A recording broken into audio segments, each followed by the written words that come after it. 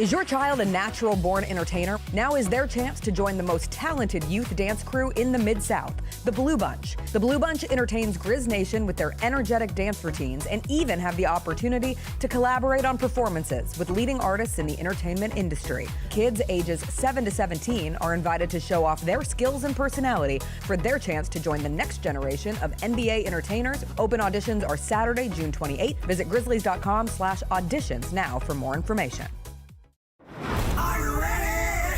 Creed. By overwhelming demand, the Summer of '99 tour returns. July 27th, FedEx Forum. With very special guest, Daughtry. And Mammoth. Tickets on sale now at livenation.com. Don't miss Creed with Daughtry and Mammoth. The Summer of '99 tour. You've seen the Grizz line jamming on the court and rocking out on Beale Street, and this is your chance to join the best drum line in the NBA. Grizz line entertains Grizz Nation at home games and events in the Mid-South through their impressive techniques and energetic shows. If you have experience in drumming and marching and love entertaining, Grizz line is the perfect opportunity for you to combine percussion and performance. Open auditions are Saturday, August 9th at FedEx Forum. Sign up today by visiting grizzlies.com/auditions. 1, 2, 3.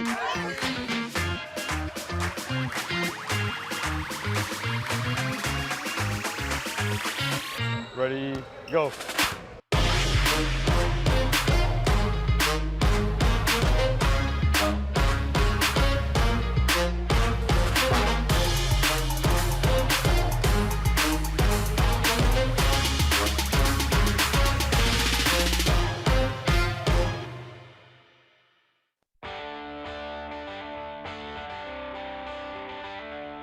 Live from the Bill Ford Tough Studio at FedEx Forum, it's the Gary Parrish Show, presented by Ortho South, on YouTube at Grind City Media and the official Grind City Media app.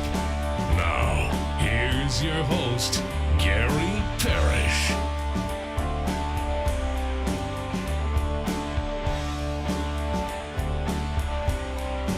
All right, I'm here. My name is Gary Parrish, speaking to you from the Bill Ford Tough Studio, FedEx Forum, downtown Memphis. Bennett Doyle right there producing the program. Glad he's with me. Glad you're with me. Hope you're getting through the day best you can.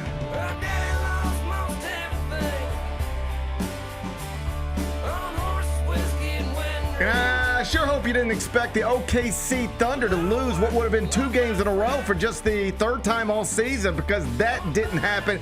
Game 2, 2025 NBA Finals.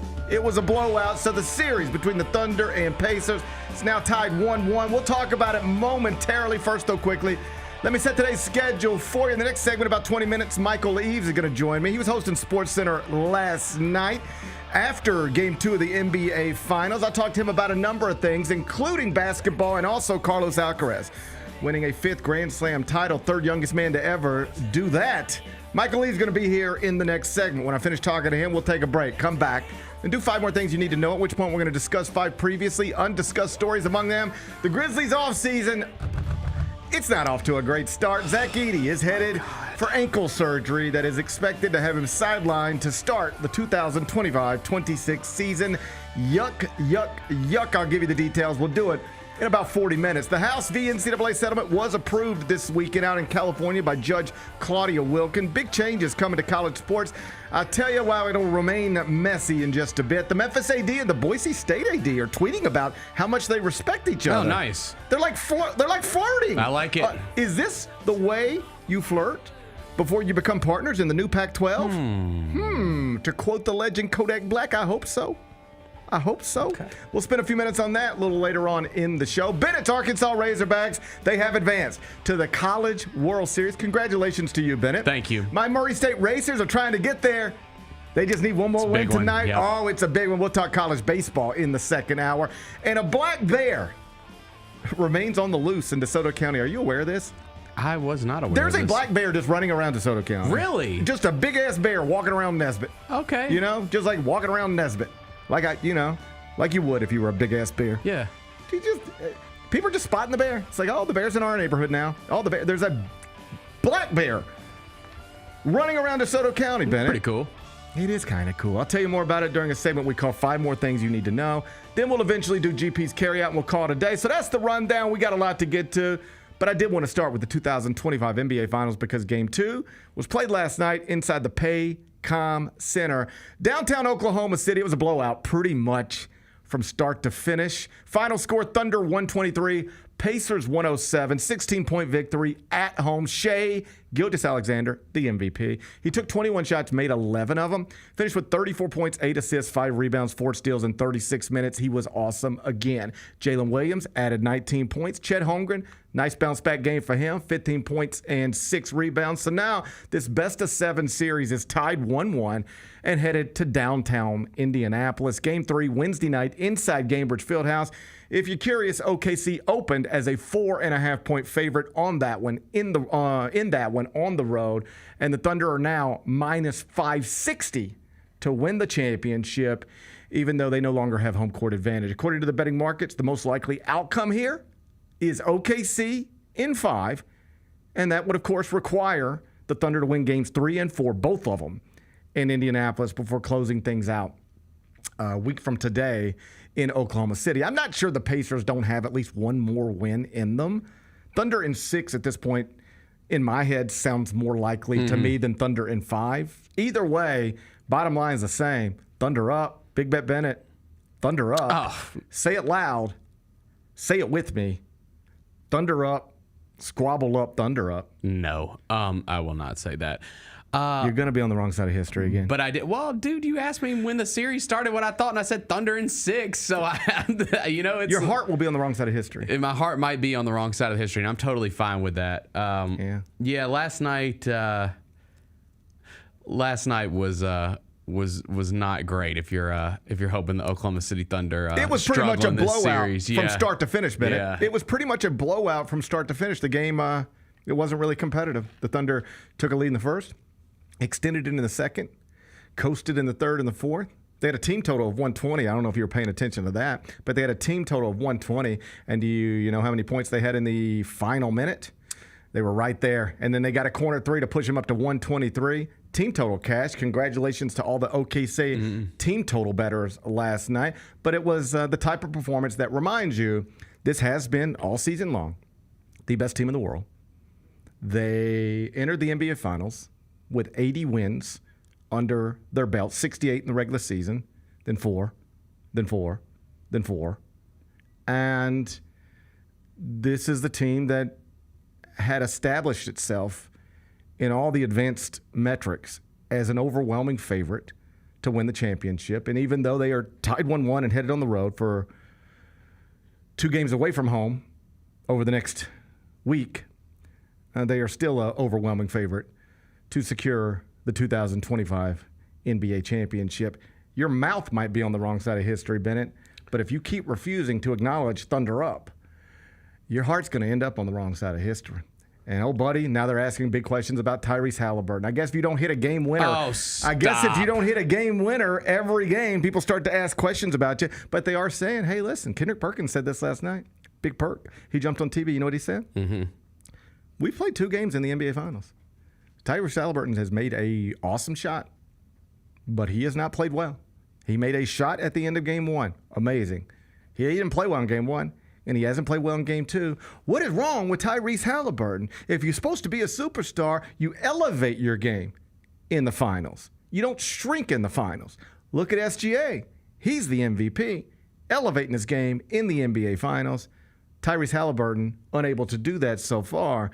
So stop talking to me about that superstar stuff. That's more or less what Kendrick Perkins was trying to say last night. What do you think about that? Yeah, I mean, he definitely elevates his game, especially getting to the free throw line 12 times. I think that helps elevate it quite a bit. We'll see if he's able to do that on the road for 2 games in Fouls are fouls, Bennett. Indiana. If you don't like him shooting free throws, I would suggest stop fouling him. Yeah, so we'll see. We'll see how that free throw disparity works out. Was that a word, disparity? That is not a word. I don't think I believe discrepancy was the word I was looking for. You were looking for discrepancy, yeah. but I don't know what I was trying to do there. You don't always find what you're looking for. No, I don't know what I was doing right there. No, we'll see. I mean, again, like if you're the Pacers, obviously you're just saying to yourself, hey, we did what we came to accomplish, which was split on the road. Like, that's what all these teams, say, right? It is what they say. It never makes sense to me. If you're the underdog, split on the road. Like the idea that the second game doesn't matter because you won the first is just crazy. You still got to win 4 before That's they the way get I to like 4. to look at it. Like that game last night didn't matter. We accomplished what we came to accomplish, and now we go home. That's one of those where just the part of my brain that complicates my life will not allow me to accept that as a rationale because it makes no sense. Like, I understand, like, you're going to be double-digit underdogs in game 1 and game 2. So, like, if you could win one of them, that's amazing. Like, I understand that. I just don't understand, like, once you get the first one, immediately switching to the next one doesn't matter. Like, that's like the next one matters because you don't win the next one, you're tied 1-1, and they might come beat you in game 3 in your place, and now you're down 2-1, and Buddy wouldn't have been nice to get the second one. So I understand, like, we did more than we were expected to do in Oklahoma City, did more than we thought we would probably do, certainly what the betting market suggested we would do in Oklahoma City. We feel good about it. I get that. I just don't get, we won game 1, so who cares about game 2? But I know that's not your big point. Yeah, I mean, there's no question that the Thunder have, like, outplayed them in this series outside of, a few minutes. The last 3 minutes of game 1. Right. So you can't argue with that. Now, I will say, like, once upon a time, the Grizzlies in game 1 of a series against the LA Clippers, choked away the game at the end of it when Nick Young hits 3 straight three-pointers, and they end up losing the series in 7, which I think the Grizzlies were probably the better team in that series, but they lost because they gave away game 1. And so I think if you're a Pacers fan, you're just hoping that, that's what comes back to bite the Thunder. That you just keep scrapping and clawing in this series and maybe can get it to a game 7 and then anything goes. If you're a Pacers fan, you're just hoping that you continue to do what you have been doing throughout this entire postseason, really since January. They've been one of the best teams in the NBA since January. They just got off to a terrible start. I think they just started terribly. And so they were off of everybody's radar. Small market team that starts terribly and might not have a superstar. Well, how much are we paying attention to them? We got Luka to talk about. We got to talk about Luka. We can't pay attention to the actual basketball. We got to talk about Nico Harrison all day. All right? And I'm guilty of this as well. Like, I enjoy talking about Nico Harrison and Luka more than I enjoy talking about the Pacers in March. All right? I got it. But it's a fun combo, yeah. They were off everybody's radar. Small market team probably doesn't have what we would traditionally think of as a superstar, and they got off to a rough start. So they were never leading the East. They were never leading the East or at the top of anything. So they just couldn't have, but they've been one of the best teams in the NBA for a significant amount of time, and they have shown the ability to rally late, beat good teams, beat teams that are better than them. They just eliminated a Knicks team that the betting markets told us before that series started was better than them. All right? So is Oklahoma City a different animal altogether? Of course. But if you're Indianapolis or Indiana, what you're hoping is we're back in Indianapolis for a game 3. We got our crowd. And we're only 4.5-point underdogs to the best team in the world. We've already beaten them. We've already eliminated teams that are supposed to be better than. What are we trying to do that we ain't already done? I know this is a different animal, but what is our challenge here? We need to beat a team that everybody in the world thinks is better than us and eliminate them. Well, yeah, we did that in the last round. So, yeah, this is more difficult, but we have beaten somebody that the whole world tried to tell us was better than us. All right, now more specifically, we got to beat this Oklahoma City team. We've done that. We just did it. Yep. We beat them the other night in their building. And you ready for this? We can win this series without ever having to beat them in their building again. Now, that would require us not allowing them to win in our building, but, like, still true. I don't think it's hard to wrap your head around if you're a Pacers fan or a Pacers player or a Pacers coach. I think you could wrap your head around how this is possible pretty easily. Whether it's actually possible, we'll see. But I don't think it's hard to wrap your head around that we can still get this thing done, even if we have been outplayed by the better team for the majority of the first 2 games. On Haliburton, here's what I would say. Clearly, he hasn't been awesome in these first 2 games, even if he did have an awesome moment at the end of game 1. But at what point are we going to stop asking the same questions about players we know are awesome, who have already done awesome things, and start looking at the other side? This is my point. You know what we did in the Western Conference Finals, right? What's wrong with Anthony Edwards? What is wrong with Anthony Edwards? Why can't Anthony Edwards do A, B, and C? Man, I don't know what's gotten into Anthony Edwards. So now here we are again. What's wrong with Tyrese Haliburton? I don't know what's gotten into Tyrese Haliburton. I don't know why he's not being more aggressive and getting to the this and that and whatever. You know what the common denominator is? OKC's one of the best defensive teams in the league. Of all time. Yeah. We always talk about Occam's razor. What's the most obvious explanation for why Anthony Edwards, in some people's minds, struggled in the Western Conference Finals and why Tyrese Haliburton, in some people's mind, is struggling in the – they're both perimeter players, got the ball in their hands a lot. They're both struggling. What's the common denominator? The team they're playing. Yeah. They got 5+ defenders on the court, feels like at all times. Right. They just make everything hard on you. They do. And that's what's happening right now.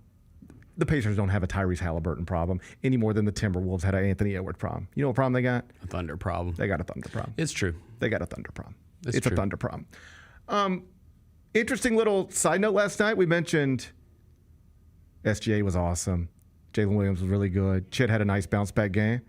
Also, Aaron Wiggins comes off the bench, 5 of 8 from 3, and finishes with 18 points. And I only bring him up because I just recently talked about him on the Eye on College Basketball podcast. Matt Norland and I did a little thing about if you go to the week before the draft that these people were selected in, whose careers have surprised you more than anybody else's? And obviously, Alex Caruso is going to be on that list. I think SGA is probably on the list. You know, everybody knew he was going to be a lottery pick, but did you know he would become the MVP of the league? No. Right. So let's put him on the list as well. But on that list somewhere is Aaron Wiggins, who played 3 years at Maryland and then was the 55th pick in the draft. And I bring this up because the Grizzlies, as you know, don't have a first-round pick in the 2025 NBA draft, but they do pick 48th and 56th, or at least they hold those picks right now. And Aaron Wiggins was picked right in that range, 55th. Yeah. And he went from 55th to the 4th leading scorer on the best team in the world. That's where he's at right now. He was the 55th pick in his draft. He's now the 4th leading scorer in the regular season on the best basketball team in the world. So I know it's hard around these parts to get excited for second-round picks. I get it. And I'm not trying to tell you to get excited for anything. I'm just saying that every once in a while you do hit these.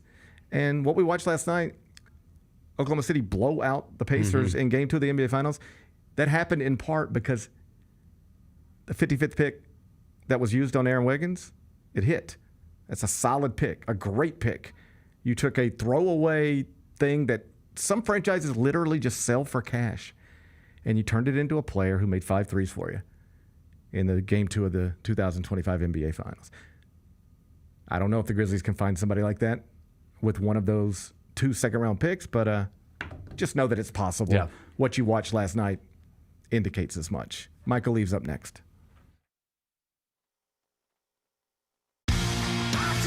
Shinedown. Dance Kid Dance Tour. Live in Memphis. FedEx Forum, Saturday, August 30th. With special guests, Bush and Morgan Wade. Get tickets now at livenation.com. Shinedown, live in concert. For more, visit shinedown.com. Have you always dreamed of entertaining on the biggest stage in Memphis? The Claw Crew is looking for members to join their team for the 2025-2026 season. Claw Crew members are hardworking, high-energy entertainers who assist Grizzlies home games by hyping up the crowd and much more. Not only do they support the Grizzlies on home games, but also promote in Memphis and across the Mid-South. Open auditions are Saturday, August 9th at FedEx Forum. Visit grizzlies.com/auditions for more information and to register today. The Grizzlies, grannies, and grandpas have the right moves and are currently looking for new members to join their team for the upcoming season. These soulful seniors are a fan favorite group throughout Grizz Nation. You do not have to be a grandparent, but you must be at least 50 years old with personality, rhythm, and passion for performing. If that sounds like you, then we want to see you on Sunday, June 29th. Visit grizzlies.com/auditions for more information.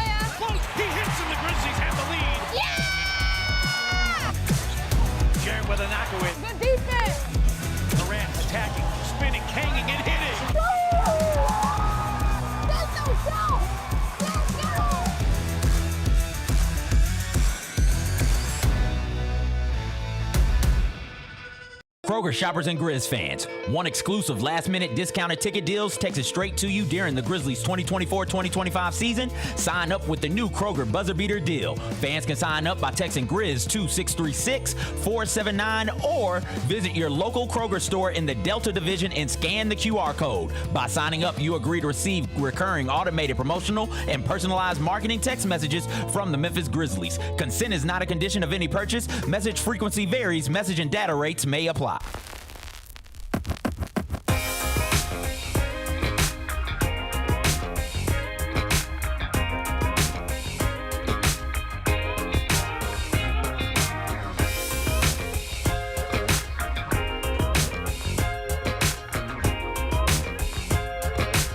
Welcome back, Gary Parrish Show, presented by Ortho South. I'm inside the Built for Tough studio, and on Mondays in the second segment, I'm joined by Michael Eaves, who, of course, among other things, hosts Sports Center for ESPN. He was in studio last night. He's with me right now. Michael Eaves, how you doing on this Monday? Not too bad, brother. What's cracking? Everything's good in my world. So Game 2 NBA Finals over last night. I switch it over to Channel 206 on DirecTV, and eventually we get to you in studio. And at one point you're talking to Kendrick Perkins, and I thought it was an interesting conversation. He made the point, accurately I think, that, hey, yeah, Haliburton made a big shot at the end of Game 1, and that's an all-timer. But outside of that, he hasn't really played well through these first two games. And if you're supposed to be a superstar, you got to elevate your game on this stage. I concede every point. How much of Haliburton is struggling in the finals is a Haliburton problem compared to perimeter players tend to struggle against the Oklahoma City Thunder? Anthony Edwards just did it, and now here we are again. I want to lean more towards the Thunder in terms of their impact on Haliburton's game. Right. And it's clear that their priority defensively was to cut off the head of the snake. And for the Pacers offense, the head of the snake obviously is Tyrese Haliburton. So if you were gearing up all of your defensive emphasis on that one player, as good of a team as Oklahoma City is, you think they would have an impact. Now, what that becomes, though, ultimately, and the way Perk was approaching it, it may end up becoming an indictment on Tyrese Haliburton. And that may be a little bit unfair, because not everyone is a great player to the extent of a Michael Jordan or a Kobe Bryant or Dwayne Wade, who have you, right? That no matter who is guarding them, no matter what they're doing, that player is going to overcome that. I think what Perk was saying is, like, Haliburton's been getting all this praise because of these shots, and that has been well earned. But at the same time, you can't just be a one-moment player. You have to be a 48-minute player if you're going to be successful in the playoffs. And so far, Haliburton has not been that guy in this series. And as you made note on social media last night, he was seen seemingly limping out of the press conference. I imagine we'll get an update on that either today or tomorrow. But obviously, if you're a Pacers fan, you hope that that's nothing, but who knows if it is. Yeah, if you notice also, like, I had it on social media, but we didn't mention it on Sports Center because there was no mention of it from Haliburton. No one asked him about it. It was something that someone noticed as he was leaving the press conference. So you can't speculate on what it might be or what impact it's having on his game unless he speaks about it directly, or Rick Carlisle or someone from the staff. But if he is injured, then that would sort of help explain some things. But at the same time, if you're Tyrese Haliburton or any other player that level, you're probably not going to use that as an excuse, because everyone is probably banged up a little bit at this point in the season. And sometimes you have a limp just because it's at night, and then in the morning you're fine, especially when you're in your mid-20s. So again, it's something interesting to watch, Gary, but we don't know if it's actually a thing. Well, it is funny. This happens to me all the time. I'll be walking around here or even around my house early in the morning, particularly if other people are around. Like my kids, they know exactly how I move. My wife knows exactly how I move. But this happens all the time. People are like, "Are you okay?" And I'm just limping because I'm just 48, I guess. I don't know. Right. Yeah, I'm fine, or I'm as fine as I can be, but I just sort of limp. And perhaps Haliburton was just limping a little bit, woke up today, and it's not a deal at all. Let me ask you about SGA, because he was awesome again last night. And I know that he's not everybody's favorite player because he doesn't create the highlights. He doesn't bomb it like Steph. He doesn't dunk it like Ja. But he is delivering over and over again, 30-plus points every night, leading his team to now, I guess, 81 victories since the start of this regular season. And then he sits down at the desk last night with Scott Van Pelt, and he just seems very comfortable in that moment now as well. Like, I don't know, as we continue to forever have these face of the league conversations, if he'll ever actually be it. But he's checking a lot of boxes right now, and he seems to be handling the situation pretty gracefully. I'm just impressed with him every time I see him. He is someone who is as comfortable with himself and his game as anyone that I can remember in recent memory. Yeah. And he doesn't need the outside praise to validate who he is and what he's doing.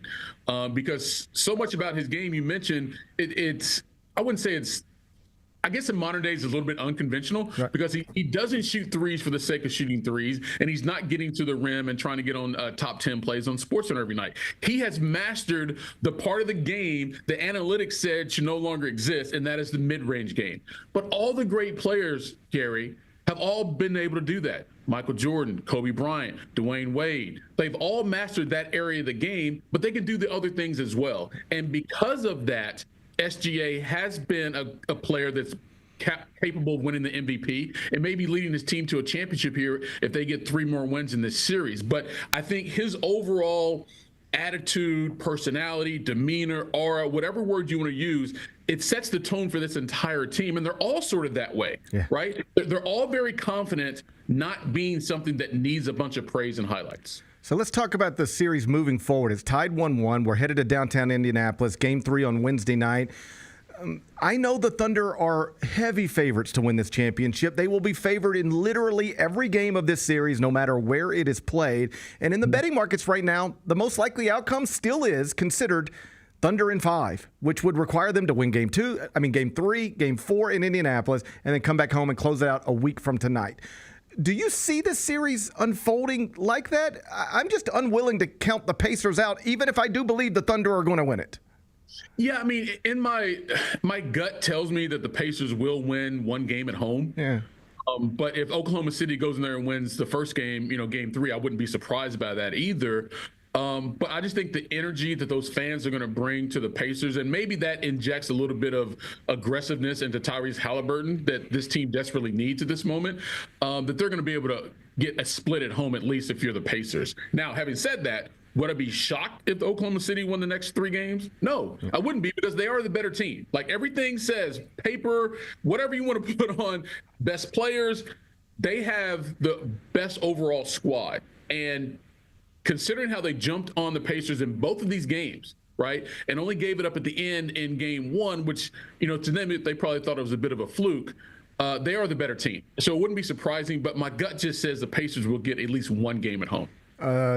Certain number of people around this world spent Sunday morning watching the final of the French Open, and it was obviously an all-timer. Carlos Alcaraz, the young superstar, loses the first 2 sets, rallies to win it in 5. That's 5 Grand Slam titles for him now. He's now the 3rd youngest to ever do it, behind only Bjorn Borg and Rafael Nadal. We're watching a young goat here, aren't we? We are, and everyone has been saying that about him for quite some time in terms of the talent, the shot making, and thing about if you're going to be one of the all-time greats, you got to be able to win on all surfaces.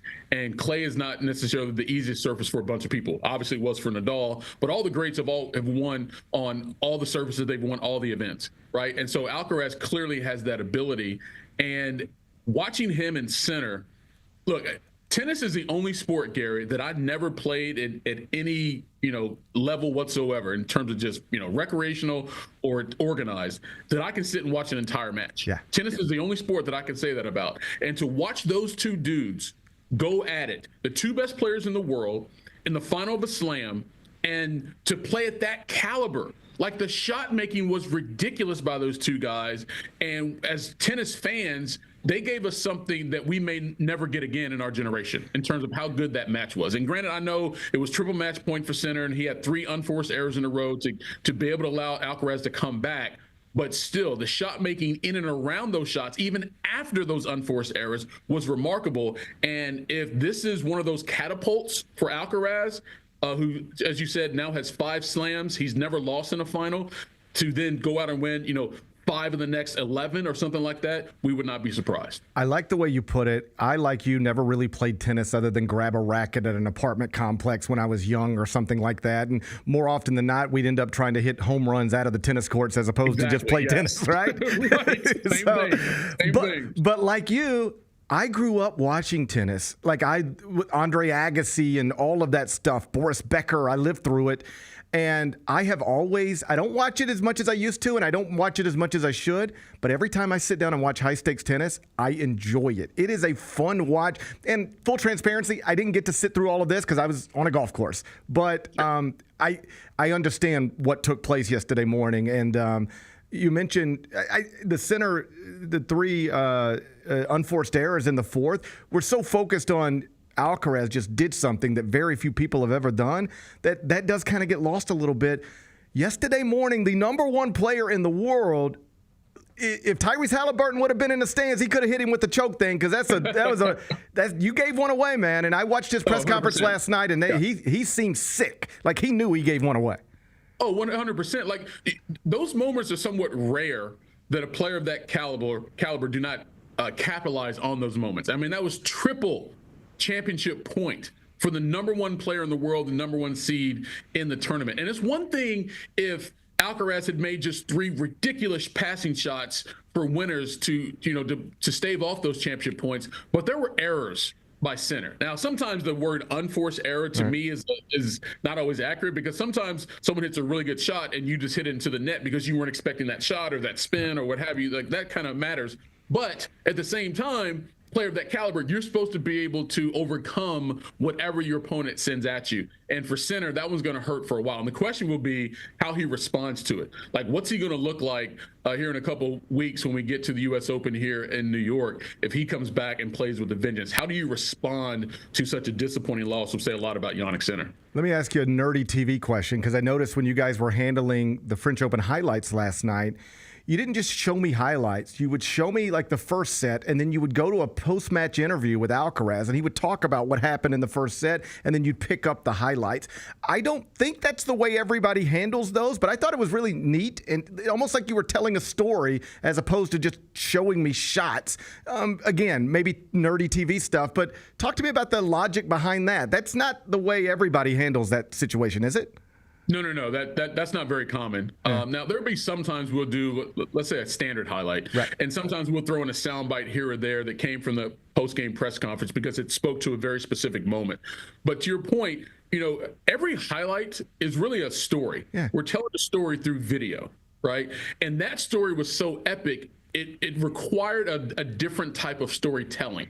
Right. And not only did we break down the highlight to video and sound, but we also split up the reads. Right. David Lloyd did the first 2. I did that 4th set, and then Dave did the 5th. Right. With sound in and around it and graphics and notes and everything, because that game had 3 different stories. Yes. Right? You want to separate those stories in a way that makes the viewers understand fully what happened, even if they didn't see it for themselves. And that's why we took that approach. And I appreciate you saying that it resonated with the viewers, because, we're so inundated with what we do. We kind of don't always realize how something is received, but that's what we were going for, to make people understand that this was epic and it needed a different type of storytelling. Yeah, I thought it was fabulous. And I wanted you to know that, people noticed that it was something, it felt big. It felt like, hey, we want to tell you about something really big that happened today. And you guys knocked it out of the park. It helped me catch up on what I missed while I was out on the golf course. Speaking of golf, and then I'll let you go, U.S. Open is this week. And woo, buddy, I've seen some of the pictures of the rough. I will go out and play TPC Southwind after the FedEx St. Jude Championship. Like Sunday, they leave the Sunday pin placements and the rough and everything, and we'll go out there on Monday. And I tell all my friends this who think they want to do it. It sounds fun. It's miserable. It's not fun. And that's just FedEx St. Jude Championship rough. This stuff at Oakmont is, I don't even know how they move the ball. Would you be comfortable moving the ball out of that? It depends on the line. It's tough, man. Because if you just watch them on TV this week, they'll get the ball out of that and they'll advance it and it'll all look normal. But you have no idea how not normal that is. A normal golfer, like a weekend golfer, you drop a ball in that stuff and they can't get it out of there, period. Yes, it's going to be a very difficult test. And here, all due respect to TPC Southwind, it's not Oakmont, yes. right? No. And the St. Jude FedEx Classic is also not the U.S. Open setup. No. It's going to be completely different. And here's what I believe has happened with the USGA. They took a lot of flack the last several years about the course setup and being either quirky or not stern enough. U.S. Open is supposed to be the golf's toughest test. Well, Oakmont is one of the toughest courses in the country, and the membership there outside of Pittsburgh, like they hang their hat on that. They want their course to be hard, even for the membership day to day. So to set it up for US Open is a little easier for them to do. And the USGA is like, all right, we're going to see who are the best players in the world, because these are going to be some of the toughest conditions we have faced. And it's going to be very interesting. Obviously, Scottie Scheffler is going to be the favorite, and for good reason based on the way he's played. But more so than ever, you're going to have to be able to hit the ball in the fairway consistently, and you're going to have to be able to hit the ball on the green and keep it there consistently. And you're going to be able to make putts from 8 to 10 feet to save par. That's always been the test of the U.S. Open, but that hasn't been it over the last several years on a consistent basis. But it's going to be that week. It's going to be that way at Oakmont, and I'm looking forward to seeing who comes out on top. Are you making the trip there or staying in studio all week? No, I'll be here. Okay. It's an NBC event, right? So I was like, I don't really have the same type of responsibilities to go. So I'm going to watch it on TV and enjoy it. All right, I'll be watching on TV, then I'll watch you talk about it late at night. I appreciate you. That's Michael Eaves from ESPN. Make sure you follow him on X at Michael Eaves. Thank you, buddy. All right, man. Bye-bye. When we come back, bad news. Grizzlies off season. Zach Edey has an ankle injury that is going to require ankle surgery. It is expected to keep him sidelined to start the 2025-26 season. We'll be depressed about that next. Gary Parrish Show, presented by Ortho South. Javon Evans might be the John Morant of the WWE. You ask me, how do I say that? It's because Javon Evans is electrifying. He is viral. He does things you've never seen before. The most athletic guy you've never ever seen in the wrestling world. He reminds me of John in a wrestling ring. So Javon Evans, I'm proclaiming you on this day the John Morant of the WWE. Tune in to Grind City Wrestling weekly on the Grind City Media app and on the Grind City Media YouTube channel. Grizzlies fans know it's the team that gives you the edge. Big River Steel does too. And much like the Grizzlies have recruited legendary talent, we want you to be part of our team. Are you ready to be part of something legendary? Then visit www.bigriversteel.com. That's www.bigriversteel.com.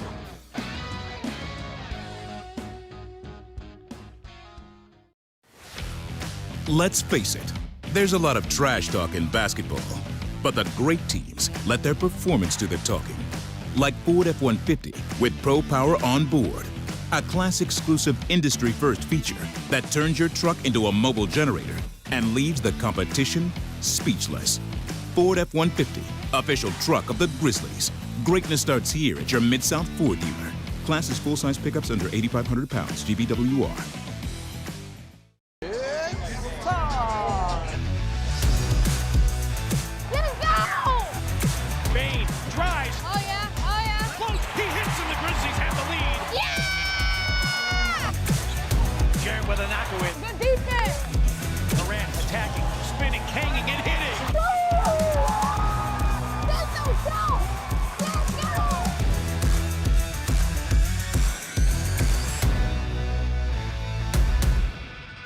Kroger shoppers and Grizz fans, one exclusive last-minute discounted ticket deals texted straight to you during the Grizzlies 2024-2025 season. Sign up with the new Kroger Buzzer Beater deal. Fans can sign up by texting Grizz to 636-479 or visit your local Kroger store in the Delta Division and scan the QR code. By signing up, you agree to receive recurring automated promotional and personalized marketing text messages from the Memphis Grizzlies. Consent is not a condition of any purchase. Message frequency varies. Message and data rates may apply.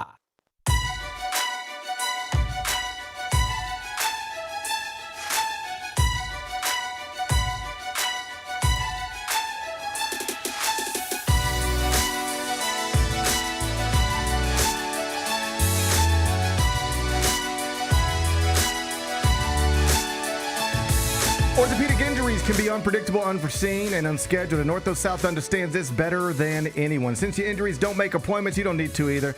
And that's because Ortho South welcomes walk-ins during the weekdays, in the evenings, and even on Saturdays. So next time an unforeseen injury makes an unscheduled appearance in your life, visit orthosouth.org to find your nearest urgent care location. Just walk in, and Ortho South will take care of everything, especially you. Learn more at orthosouth.org. That's orthosouth at orthosouth.org. Now I got 5 more things you need to know. Number 1. Bad news.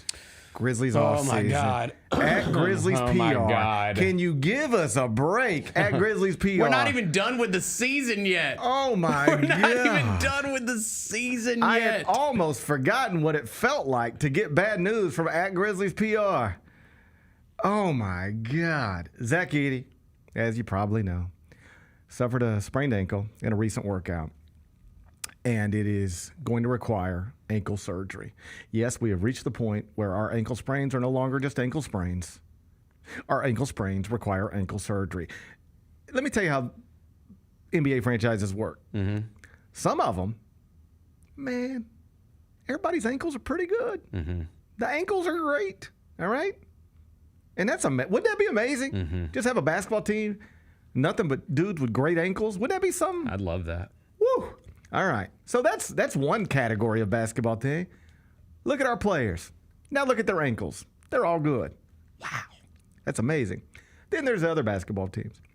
And, it's basketball. You're jumping around. You're landing on people's, sprained ankles happen. Mm-hmm. But then those sprained ankles, they just stay sprained ankles. And, you ice it and you heat. Whatever you do to sprain ankles. Do I look like I'm a physical therapist? Mm. And then you say, okay, my ankle's not sprained anymore. I'm ready to play again. And that's not ideal, but it's not the worst thing in the world. Right. We've reached a point with this franchise, our sprained ankles require ankle surgery. I just wanted to ice it and heat it and ice it and be done with it. That's what I was hoping for, too. I come from a time where ankle sprains, they just needed ice. Yeah. And maybe some heat and some more ice and however you want to do it. To be clear, I have no idea if that's the way you do it. If I'm wrong, I apologize. I haven't sprained an ankle in a while. I just tear hamstrings, slip disc in my back. I come from a time where if you suffered an ankle sprain, we're going to put ice pack on that. Mm-hmm. All right? But we've reached a point where the starting center for your Memphis Grizzlies suffered another ankle sprain, and we're just like, let's cut it open. Let's fix this. And I'm not and I want to be clear. I'm 100% sure it is the proper path of recovery. I'm not questioning that. I'm just saying, damn it. Dude, damn it, why? Is it always something? Why is it always something? What did we do as a city to bring this upon ourselves? Because it does feel like a curse. It's a curse. There's a curse. There's a curse somewhere. I mean, I have ideas. There's a curse. I have ideas. Some terrible things have happened in our city. That's very true. Are we being punished now for that? I don't know. I am unwilling to connect those dots because it seems slightly disrespectful. Probably so. Okay. But I appreciate where your mind's at. I don't know what you were talking about, but yeah. And I don't know enough. what you were talking about. Yeah, that's fine. But is there some sort of curse? I see a lot of people say that. Is there some sort of curse? I can't sit here and be like, you're silly. I can't sit here anymore and be like, you're silly. I don't even believe in curses or almost any. I don't really believe in anything outside of Juan Soto. I believe in Juan Soto. But outside of that, I don't believe in curses or luck and I don't attach real feelings to that kind of stuff. I don't throw pennies in wells. I don't avoid stepping on cracks. You show me a crack, I'll step on it whenever. Okay? I don't care. There's a ladder. I'll walk right underneath it. Yeah. I don't care. All right? Ooh, but don't look into a broken mirror. I'll break a mirror, stare at it all day. I don't care. All right? I don't believe in any of that stuff. I got you. So when somebody says, I think the Grizzlies are cursed, I'm like, come on, stop it. But at what point do I have to come around and be like, you're probably right. They are cursed. Yeah, I can't say. At what point do I have to say, you're probably right? Exactly. I can't sit here and be like, you're an idiot. I just can't keep calling him an idiot. No, I can't do that. At some point, I start to feel like the idiot. It feels like too much. At some point, I feel like the idiot. Yeah. No. In all seriousness, I feel bad for Zach Edey, obviously, because I think he's got a chance to be a good player in this league. Evidence being he played really well during the final stretch of last season, and I think year two is gonna. Hopefully still going to be a big leap for Zach Edey. Now it does matter that he misses all this time. I think so too. I think it was going to be a really important summer. I do. It matters. Yeah. You miss just the very basic developmental stuff you're just going to miss all of it. And all the get better, get stronger, get all these things. It's just, you can still get better and get stronger, I guess, but it ain't going to be the way it was supposed to be. And the thing that I think is most frustrating, beyond the obvious, is that this isn't, or it hasn't been an issue for him. Right. Up until he was healthy at Purdue, never missed games. Right. This dude played 4 years of college basketball, never suffered ankle sprains that would cost him games, much less require surgery. But the second the Grizzlies took him and he put on that uniform, now his ankles are messed up. Now his ankles are goofy. Now he's got goofy ankles. Yeah, and then it obviously, I think it definitely makes you think differently about how you're going to move this offseason if you're the Grizzlies. Jess and I were talking about it. It makes you have to have conversations you weren't planning to have. Yeah. That's what this does. Because, as I told Jess, it was just 2 years ago where it was a bigger deal and a different deal. But very early on in the offseason, or whenever it got announced, we knew that the Grizzlies were going to start the upcoming season without one of their starters. It was Ja Morant because of a suspension. Yep. And so we had all offseason to talk about that and think about that. And every conversation was like, well, if they can just hold it together. Yeah. Now, trying to hold it together without Ja Morant is different than trying to hold it together without Zach Edey.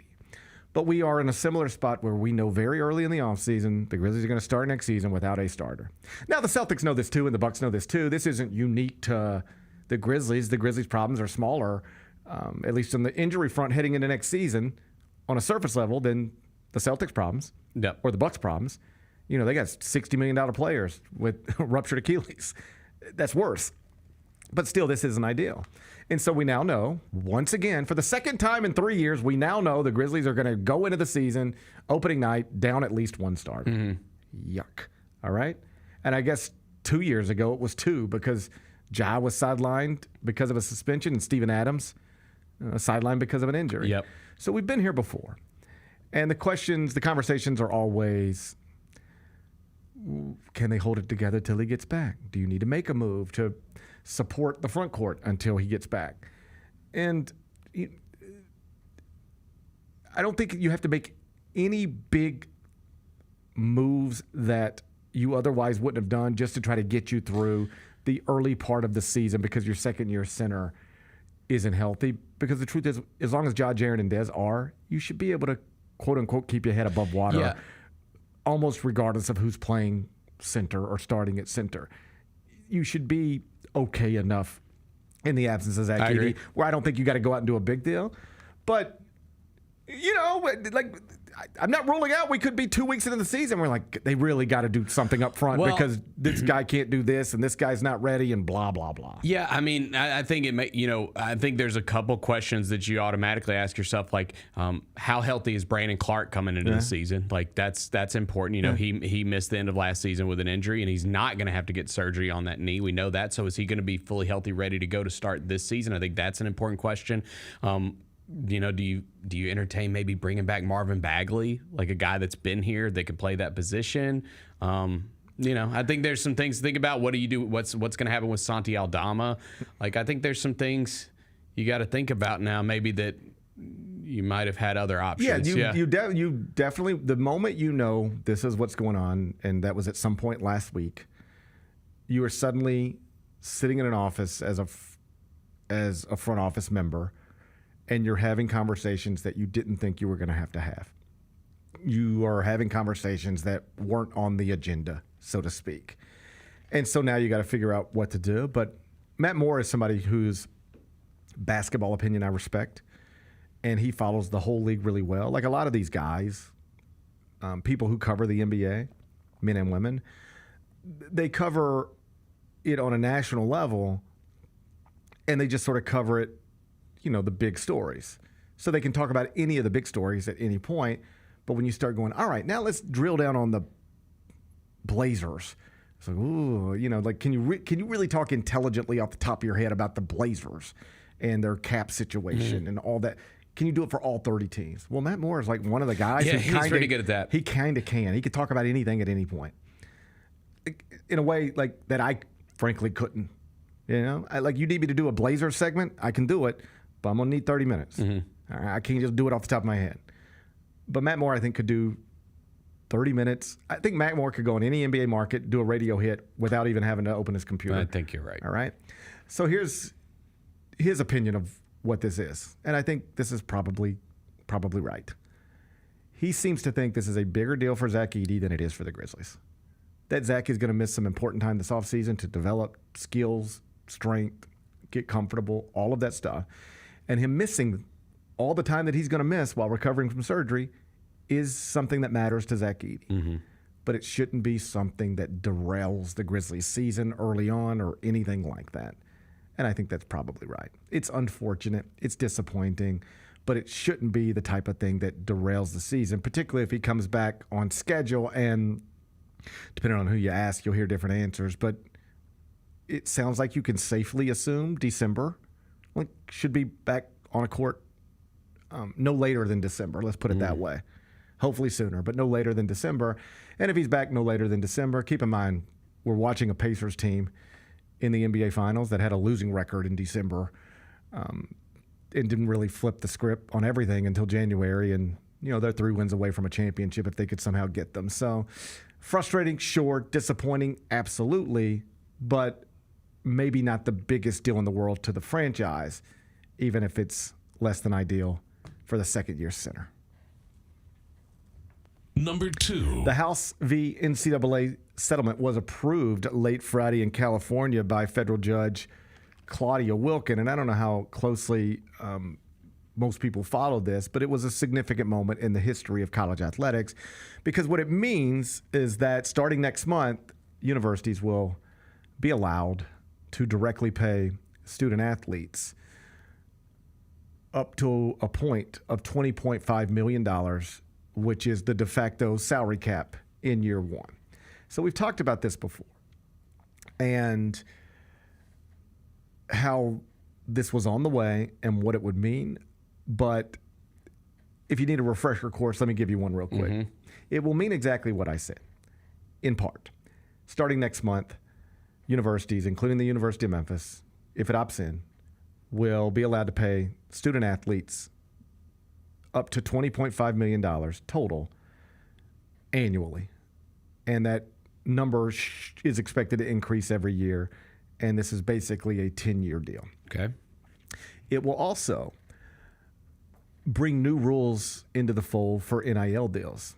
In other words, now every NIL deal in excess of $600 will need to be submitted to Deloitte, who will then evaluate it and then send it to a college sports commission with a recommendation, basically saying this is a valid NIL deal, name, image, likeness in its traditional sense, or no, this is a recruiting incentive.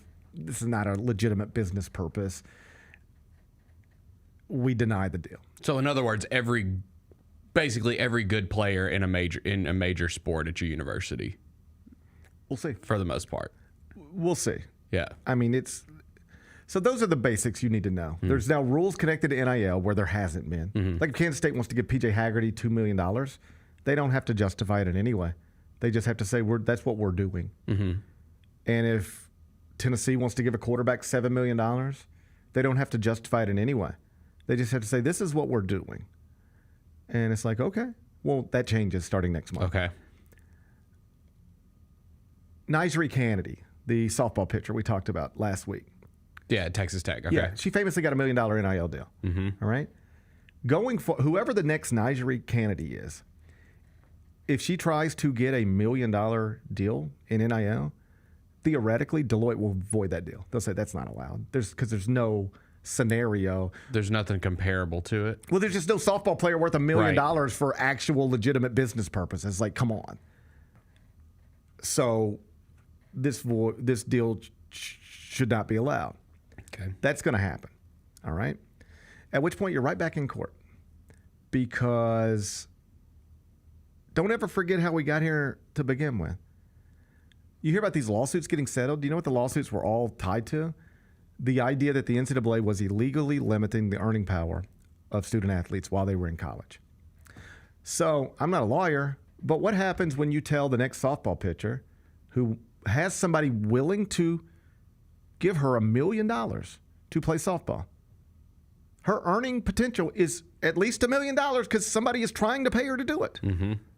And they say, no, you can't take that money. It's in violation of our rules.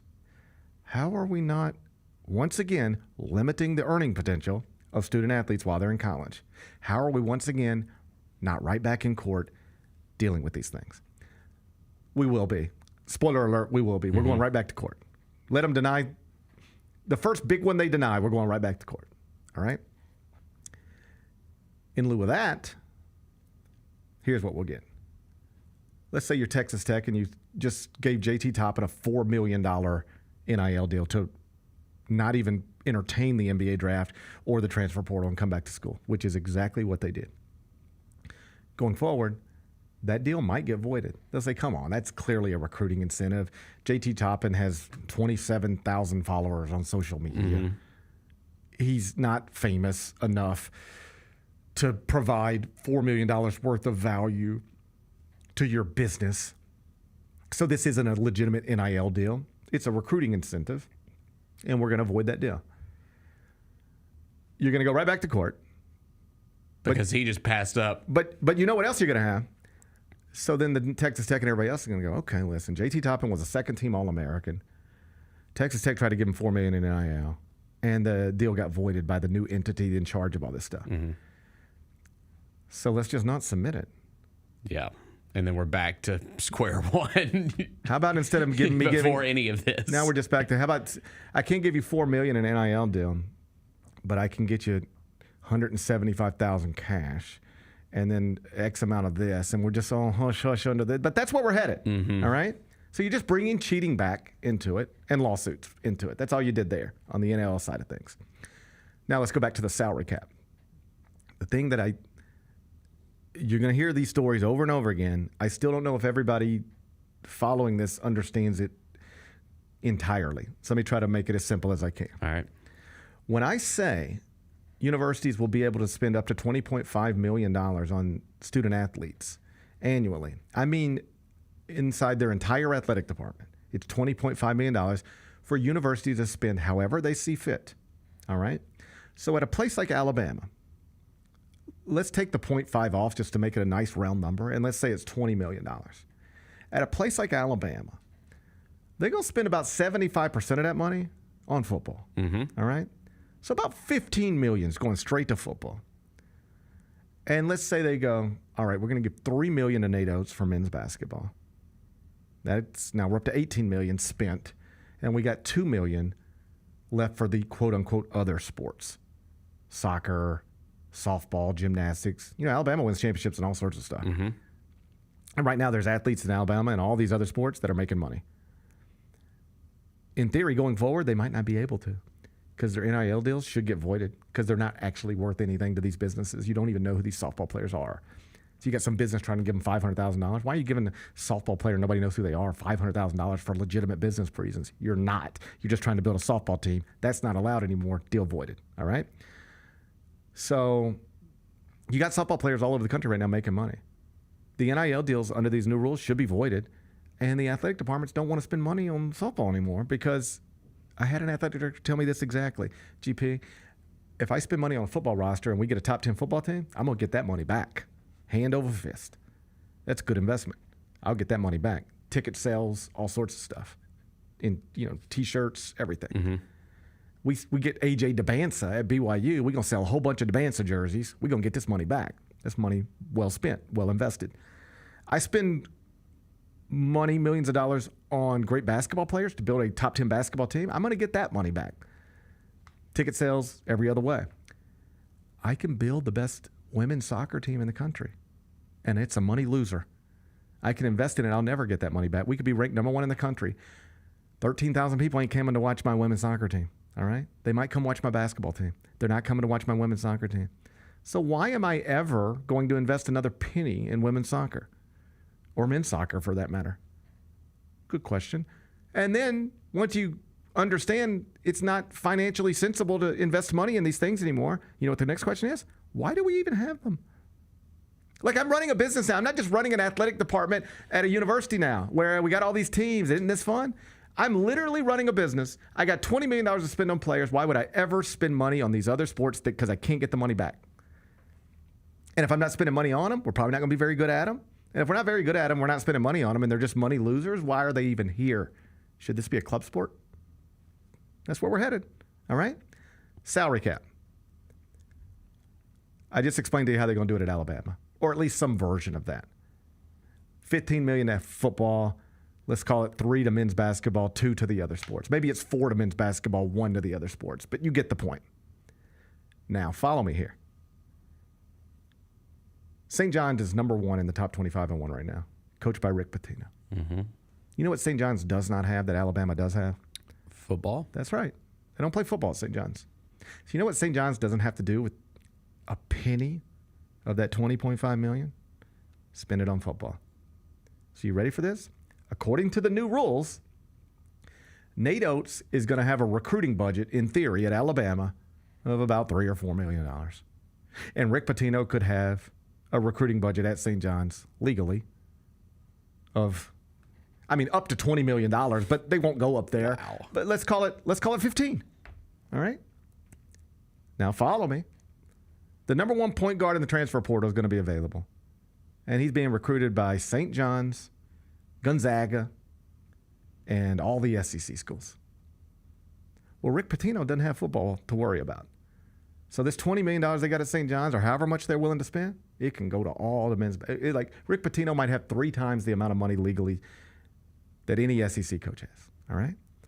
So it gets reported St. John's is interested in the number 1 point guard, and they are offering $2 million. Now, you know what? For the sake of the conversation, let's take it up there pretty good. $5 million for the best point guard legally, straight out of their budget. They can do that.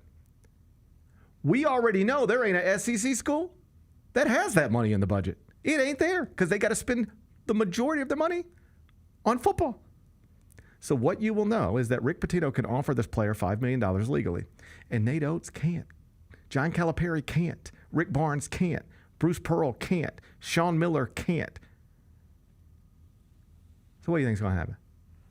You think John Calipari is going to just go, well, like the rules are the rules, and they don't have bad football at Gonzaga and football at St. John's, so they just have more money than we have, and that's just the way it works. So I guess we would wish the man good luck and hopefully he enjoys his time in the Big East. You really think SEC coaches and Big Ten coaches, because they got to spend so much money on football at these schools, are going to sit around and lose recruiting battles to Gonzaga and Creighton? No. So what happens? Either the rules have to change again, or we're cheating. Mm-hmm. We're cheating. So how much we got in the actual budget to buy this player? $750,000. And St. John's is offering $5 million? Yes. All right, what do we do? What do we used to do? Let's do that. Meet me in a hotel room in Las Vegas. I'll show up with a bag of money. We're going to get this done. All you're doing is inviting cheating. Right now, everybody knows exactly why A.J. DeBansa went to BYU. Everybody knows exactly why P.J. Haggerty went to Kansas State. I kind of like knowing why these things are happening. You ready for this? That number 1 point guard in the transfer portal? We know St. John's has more money in the budget legally to spend than any SEC school in theory. What happens when a young man holds his press conference and says, and I'd like to announce my commitment to Kentucky? And we know Kentucky ain't got that kind of money in the budget. Mm-hmm. And we know St. John's did have 5 times the amount of money in the budget. What are we doing then? Investigations. Yeah. And then what happens to the Kentucky coach or any coach that wins a recruiting battle where the money on a surface level shouldn't be there? We're right back to calling him a cheater. When's the last time you heard somebody call a college basketball coach a cheater? We did it for decades. That's true. We cleaned up everybody's reputation by just saying, go buy your players. Mm-hmm. I used to get asked all the time before this stuff. I go on radio shows. So, what do you think is the key to cleaning up college athletics? Do you know what I always said? Always. How do you clean up college athletics? Yeah. Eliminate the rules. As long as you have rules, people are going to break them. And when they break them, they're going to be called cheaters. So just allow them to do what they're going to do anyway, but don't call it cheating. Just call it being smart, doing business. Now you got coaches at press conferences talking about, yeah, we gave Chaz Lanier millions of dollars and to make shots, and we need him to make more shots. Like now coaches brag about how much money they're spending. Now we're going right back to, shh, don't talk about it. You don't need to know how it gets done. And that's how people get called cheaters again. Will Wade is celebrated right now at NC State. That's true. Because he just knows how to get things done. But before it was allowed to get things done, he was just called a cheater over and over again. So what happens when NC State is recruiting the best transfer portal center in the country up against Gonzaga? We know Gonzaga's got more money in the basketball budget legally than NC State. But the kid picks NC State. What are we screaming? Cheater, cheater, cheater. Right back where we were. What? We did decades of this. Who wanted this again? If you're going to fix a problem, fix it. And this applies to any aspect of life. Or at least it does in my head. I don't understand the idea behind we're going to fix something if all it does is create other problems. You're just changing your problems. You're subbing out problems for new problems. So what are you fixing here, in theory? You're allowing universities to pay student athletes directly for the first time ever. That's good.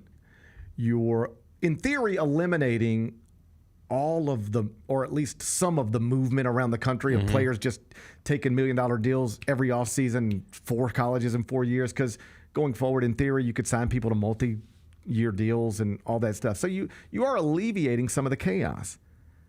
But what you're creating is all the stuff I've just been talking to you about. That's all what, those will be your new problems. It's like you got a leak in your roof, and you fixed the leak in your roof, but while you were doing that, you busted up your driveway to where you can't even park on it anymore. Okay, well, cool, the roof's not a problem anymore, but now you got a driveway problem. That's college athletics. Some of the problems people have been screaming about over the past few years, they might not be problems anymore. But we're just going to have different problems. And in some cases, more complicated problems. Significant moment in college athletics Friday night? Sure. Something that fixed, quote, fixed college athletics? Not a chance. That's silly. Number 3. The Memphis AD and the Boise State AD are flirting. What's going on Twitter? And flirting is probably too strong of a word. Perhaps inappropriate. I take that word back. They're being friendly. I like friendly. I like friendly. Jeremiah Dickey, he's the Boise State athletic director. You know Jeremiah Dickey. Jeremiah Dickey, I guess he just bored the other day. And he was like, hey, let's do some Q&A. I'm bored. I ain't got nothing to do. You got some questions for the Boise State AD? Let's ask them. So then Willie Donovan decided, hey, why not? I'll take a shot at the Boise State AD. Do you think the Pack can get my Memphis Tigers in there somehow? And did you see how Jeremiah Dickey responded? Here's what Jeremiah Dickey said. He said, I will never say never. Memphis has a great AD who I think highly of. He will do what's best for his team and fan base. This stuff isn't easy. I am a big fan of AAC commissioner as well. We will see what happens. I know everything happens for a reason. Our goal is to elevate. Okay. And then Ed Scott, he's the Memphis AD. And you know what he did? He jumped in there. He couldn't let this go. Yep. He sees Willie Donovan and Jeremiah Dickey in a pose. He got to get in there himself. And he says, I appreciate the kind words. The respect is mutual. Well said. I like it.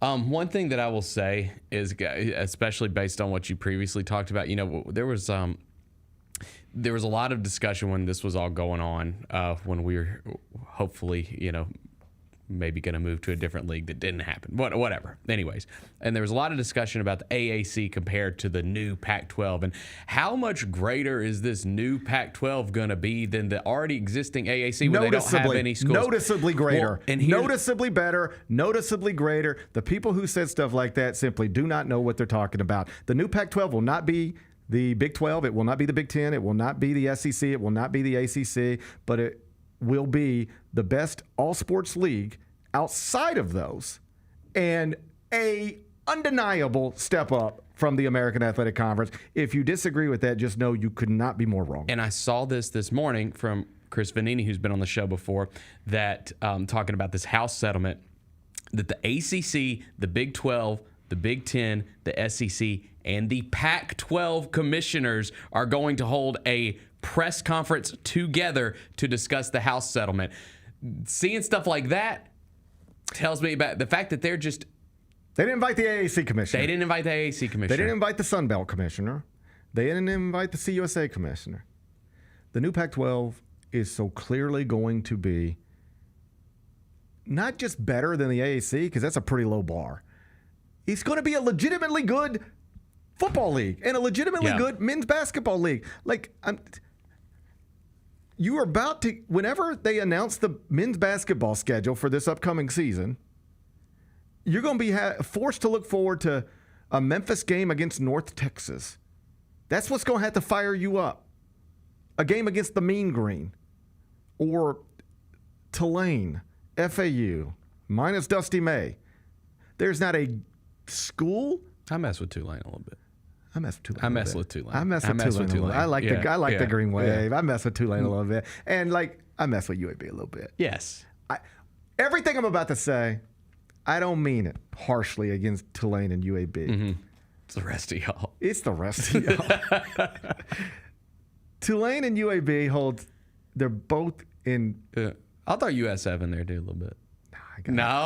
I got no love for them. They're in Tampa, bro. I like Tampa, but okay, fair enough. I don't love USF like that. All right. I don't love USF like that. I don't think I do either. That's fine. But I look at leave them out. UAB. I spent 3 months of my life living in Birmingham, Alabama. Mm. I like Birmingham, Alabama. I like Birmingham too. I like the Blazers. I love Andy Kennedy. I F with UAB. And Tulane, New Orleans, another great southern city. Yeah, man. We've all spent time in New Orleans. I rock with Tulane. Everything I say is not meant to be an insult to UAB and Tulane. Oh, buddy, if we could take them with us, I wouldn't mind it. I wouldn't mind taking them with us. But you're getting ready to trade in those games. If you were to go to the new Pac-12 for games against Gonzaga, against Boise State, which is always in the NCAA tournament, against Colorado State, which is often in the NCAA tournament, against San Diego State. Just played a national championship game a few years ago. Like against Utah State, which is Memphis just did a home and home with them. Mm-hmm. It's more complicated than this, but think of it like this. Right now, genuinely, Bennett, you wear your Tiger stuff proudly all the time. What basketball game in the conference schedule next season can you look forward to? Do you actually go, I can't wait for that one? None. 0 is the right answer. 0. All right? There is a world. I like the UAB game. But the answer is 0. Yes. What are you looking forward to? 0. You like UAB, you respect UAB, all that stuff. Yeah, I like the series. Squeaky Johnson's a legend. Yeah. All right? But 0. All right? FedEx Forum's not going to be filled up for UAB. All right? And perhaps we've reached a point with Tiger basketball where it ain't going to fill up for anybody. But you got a better shot of filling it up for Gonzaga than you do anybody in the AAC. And you ready for that? Also San Diego State. You ready? Also Washington State and Oregon State, just because they sound like big brands. Mm-hmm. Like they were power conference programs historically, forever. I know it's not USC and UCLA, Oregon, but those are real athletic departments. Like they're real athletic departments that operate take themselves seriously. Yes. I could trade you a conference schedule in basketball where you currently have 0 games you look forward to, and I could, in theory, give you 2 games against Gonzaga, 2 games against San Diego State. Let's just stop there. I'll trade it for that. There's 4 games. Yep. Aztecs coming into FedEx Forum. The Zags coming into FedEx Forum. I just by naming 2 programs that have literally played in the national championship game in the past decade, I got you 4 compelling games you're looking forward to. All right? That doesn't even count Boise State. I get you 2 against Boise State.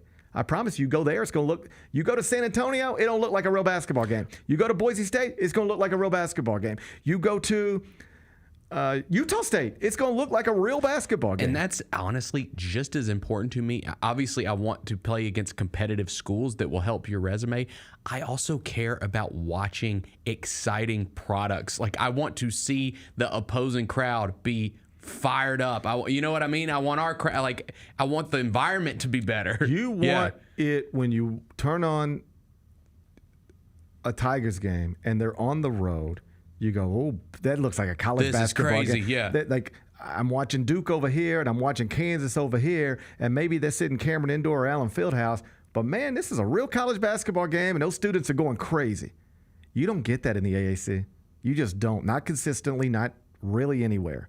But you can get it in the new Pac-12. You'll get it at Gonzaga, obviously.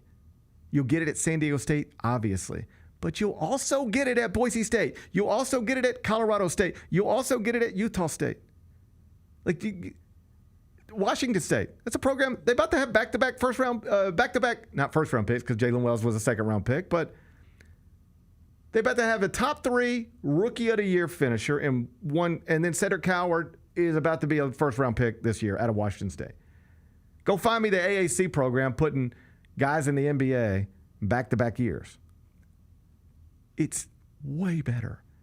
And I love that the Boise State AD and the Memphis AD are publicly at least going back and forth about the idea of it, because it does suggest that it's not dead.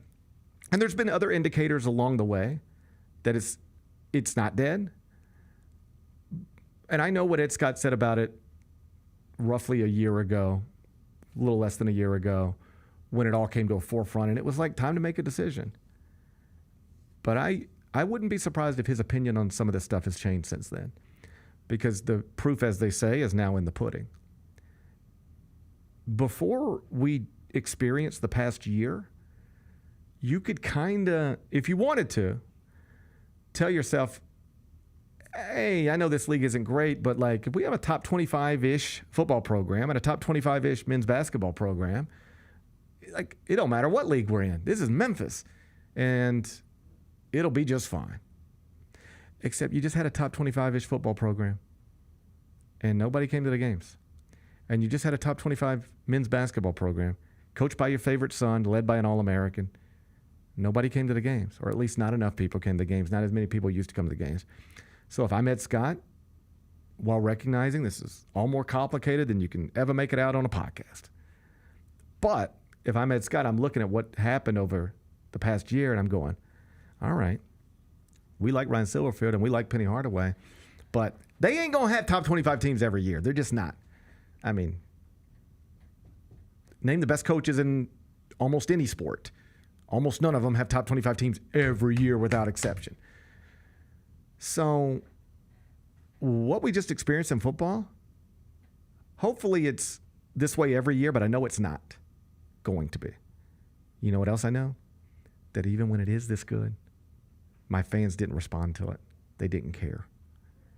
Men's basketball, I don't know if it can ever be this good consistently as it just was. Top 25 all year long, all these wins over Power 4 programs, national ranking nearly the entire season, and people didn't show up. So that's when we were good. What happens when we're just okay, which might be the case this upcoming season?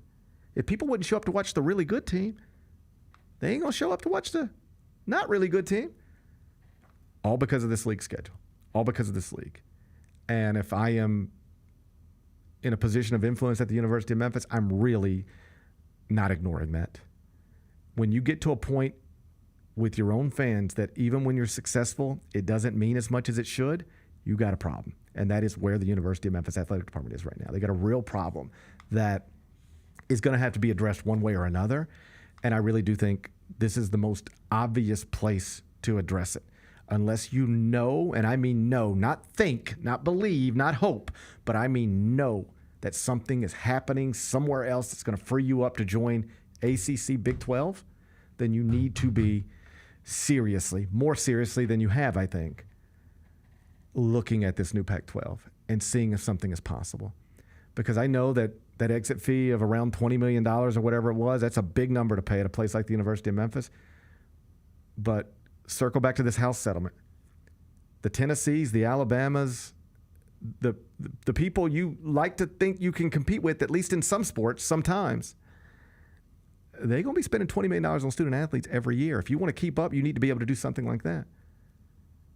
I don't mean the money can just magically appear, but paying $20 million once to get out of a league for an undeniably better league doesn't sound like as much money as it must have sounded like a year ago, given that we now live in a world where that is what's just going to be spent annually on players, not even to change leagues, just on players by most of the biggest and best universities and athletic departments in the country. How are you ever going to get that kind of money still in this league? At some point, we got to get out of here, and then we'll figure out what to do once we're out of here. Yeah. But we got to get out of here. And that's where I'm at. As someone who cares about that university, I want them desperately to get out of this league. And if the best option is the new Pac-12, then that is where I want them to go.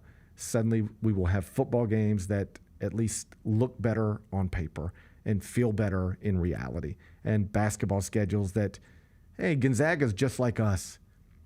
We played in championship games. They played in championship games. They prioritize basketball. We prioritize basketball. Hey, San Diego State, they're a lot like us. You know, they have incredible history. They've been a real national presence for a long time. They're just like us. Who can Memphis basketball look at right now in their league and say they're just like us?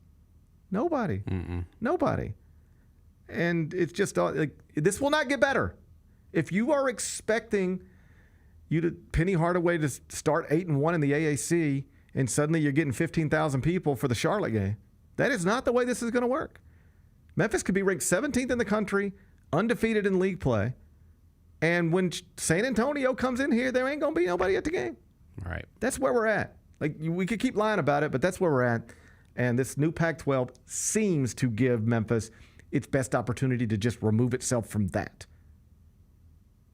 The Boise State athletic director and the Memphis athletic director were at least addressing that very publicly in recent days. And, if it goes somewhere from there, I would at least be interested in seeing how. Me too. Number 4. Congratulations to Bennett. Oh, my goodness. What a great weekend. Your Arkansas Razorbacks are in the College World Series for, I believe, the 12th time in school history, first time since 2022. How do you feel about it? I feel great. You talked about not showing up. Like, I don't know. I guess the Vols decided not to show up this weekend because they did not compete in this series, GP, unfortunately. I'm seeing they're talking about in Nashville and Knoxville today, like, what's next for the Vols baseball program? I saw that on, like, a local radio show popping up on my feed. Probably just buy some baseball players. What's next for the Vols? I bet you they're going to bounce back just fine. You think so? Yeah, Tony Vitello, man. They didn't compete in this series. I know, but they have Tony. They didn't even compete in this series. But they have Tony Vitello. I was so fired up to watch these games this weekend, and I was like, all right, it's time to lock in. I didn't have to lock in. I didn't have to lock in. This is so easy. I'm embarrassed. When you sent me a baseball story this morning, after becoming a massive college baseball fan just last week, I mean, I watched it for 2 days straight. I watched it last Sunday and last Monday. Yep. And then as we got to this week, I was in Tupelo all weekend for 8-year-old baseball. I mean, Friday, Saturday, Sunday.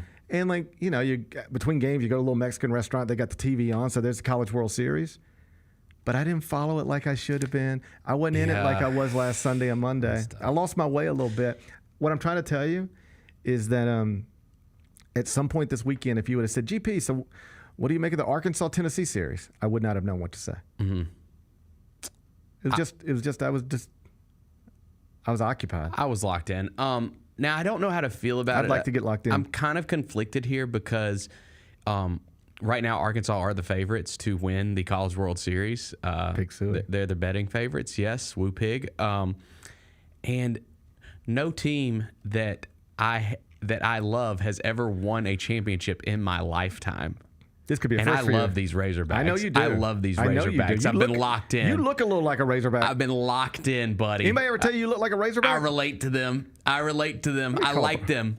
Pull up a Razorback. I'm going to. Has anybody ever told you look like a Razorback? Well, dude, I've been back and forth from Arkansas my entire life. I grew up in those parts.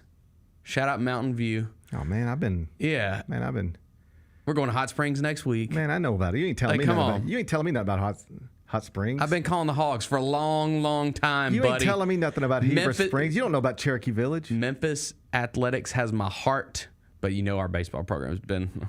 It's tough. I had to pick a team. I know. I know. Because I wanted to enjoy these. I wanted to enjoy these regionals. I'm not judging you. I wanted to enjoy these regionals. I'm not I've always judging liked you. the Hogs. I even sometimes people are like, "Well, who's your SEC team?" Well, I'm a Memphis fan, but in the SEC, I root for the Hogs. Yeah. So this was no brainer. But the problem is it feels kind of wrong that the first team that I love winning a championship in my lifetime would be the Arkansas baseball team. Like, I feel like a fraud a little bit. But you don't have to feel like a fraud.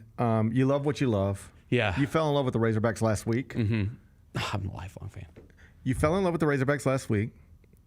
And if they happen to reward you with a championship in the infancy of your fandom, then that's just good fortune. But you don't have to apologize for that. Can I buy a shirt? Yes, of course. Okay. Of course. You look like a Razorback. Anybody ever told you that? I take that as a compliment. Yeah, you should. I meant it as a compliment. I take that as a compliment. So Arkansas just sweeps Tennessee straight out of there, no problem. All right. Arizona advanced past North Carolina. LSU swept West Virginia out of there. Oregon State advanced past Florida State. Oregon State. New Pac-12. New Pac-12. I saw it, dude. It's funny because when you were just talking about that, I was like, because you were mentioning all their accolades. And I was like, and Oregon State's blasting Florida State last night. Yeah, I don't see Rice blasting Florida State. I actually think Rice is good at baseball. I think they used to they're be actually pretty good at baseball. I think I picked the wrong one. I don't want to disparage but you know what them. I mean. Yeah, I know what you mean. What I said is true. You didn't watch Rice eliminate Florida State this weekend? No, I did not. All right. And UCLA got past UTSA. AAC down. AAC down. AAC down. Okay. And then our old friends Louisville. They're pretty good, huh? They Who got would have past, thought? They got past Miami 2-1. And so now there's just one spot left. Just one spot left in the College World Series field.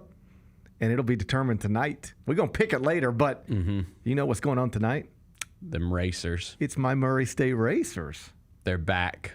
Well, they never left, but... They never left. Yeah. I don't know what you're talking about. No, they're back. They never left. They're going to be up against it tonight. They're heavy underdogs. Yeah. They're at Duke. They're not at Cameron Indoor because you can't play baseball at Cameron Indoor. But you can play baseball somewhere on that campus, and that's where they're going to be. Yeah. Duke is listed as minus 275. Ooh. That's a bad, disrespectful number for my Racers. Yeah, my Racers went down to Swayze Field That's and what I was eliminated the gonna Ole Miss say. Rebels. What's scarier? What is scarier, going to Swayze Field and messing with the Rebels of Ole Miss, the Mississippi Rebels? It's a hornet's nest down there. I've That's a seen how hornet's those nest. SEC baseball fans act. I'm one of them. Like, I know how they act. You know what's going on. Yeah. I ain't worried about it. Tonight's the night. The Okay. Racers are going to the College World Series. Let's go Racers. Let's go Racers. Is that it? Racer up. I think it's just Let's go Racers. I don't know. We're going to have to ask Ja. Ja would know. I think it's just Let's go Racers. Let's go Racers. Yeah. And Patrick Mahomes went to the College World Series. I saw that. Softball World Series to Yep. support Texas Tech. Is it crazy to think John Morant could go to the College World Series to support Murray State? I mean, it might be crazy. I don't have any idea what Ja's up to. But if he wanted to go, I bet they'd put a TV I was camera going on to say, it. it is kind of his neck of the woods. Like, he's South Carolina. How far is that from Omaha? Wait, no, this is in Durham, right? Oh, yeah, but I'm talking about College World Series once we get there. Oh, I thought you were talking about tonight's game. Okay. Could Ja get to? Could Ja? I was going to say, he could probably get there pretty easily tonight. Well, I mean, Ben and I could get there if we needed to get Yeah, there. I got you. Okay. I got you. Okay, yeah. So ja could get there easier than most. I think that's your point, and I Yes. accept the point. I don't think you show up for super regionals. I don't I think think you do only either. show up for College World I Series. think that's true. I think, Ja. I can't go to a super regional. I think super But I'll be regionals at are the College probably World Series. beneath Ja, and I get that. I get that too. Yeah. I get that too. So you watch the super regional on TV. You tweet about it maybe, and then if your Racers upset the Blue Devils tonight, let's go to Omaha. Man, and it would have been such a cool visual to have, in the suite, like in Omaha, Ja Morant sitting next to Peyton Manning, getting ready to watch that game. But unfortunately, Vols didn't uphold their end of the bargain. They couldn't uphold their end of the bargain. So now it's going to be Ja and John Daly. John Daly. Didn't he go? He went to Arkansas, didn't he? Yes. Yeah. It's going to be John Daly. That's actually probably better. Wouldn't that be something? That'd be awesome, dude. Man. I bet they would throw down. Bet they could. That'd be fun. Actually, I like that. Let's get Ja and John Daly in a suite together in Omaha. Once these racers advance tonight. You might be asking for things we don't need. No, dude. It'll be good. It'll be a good time. I don't know if we need to be pushing John Moran into the same suite as a John Daly. I don't know that John Daly's a great influence. I'm trying to think of some other Razorback, legendary Joe alums. Johnson. Yeah, okay. It's going to be John Morant and Todd Day. Okay. John Morant. I'm trying to go are you being disrespectful to Todd Day? No, I'm not being disrespectful, but I'm trying It's Todd Day. I got you. What are you doing? I'm trying to go superstar. It's going to be John Morant and Oliver Miller. Okay. It's going to be John Morant and Scotty Thurman. That's fine. John Morant and Scotty Thurman sitting in a suite together. Okay. Watching the Racers and the Razorbacks. That's what I'm looking forward to. I was thinking maybe John Darren McFadden. Maybe that. Fine with me. Yeah. John Darren McFadden. Right. All right. Fine with me. Okay. All right. Go Racers. We're going to pick it. But spoiler alert, I will not let Bennett pick Duke. We're going to pick Murray State. Okay. All right. Number 5. There's a black bear on the loose in DeSoto County. What's going on? I knew there was black bears down there. I don't think I did. Yeah, I knew that. Well, remember, Ole Miss tried to become the Black Bears, or don't they have a black bear mascot now? I think they certainly went through that phase. It might have just been a phase. Sometimes you go through a phase. Uh-huh. I went through a phase. Yeah. I had long hair and earrings and stuff. It was just a phase. Yeah. You never think it's a phase. Yeah. You always think, this is me. This is authentically me. Look how real I am. Yeah. It's just a phase. It's always just a phase, you idiot. Yeah. All right?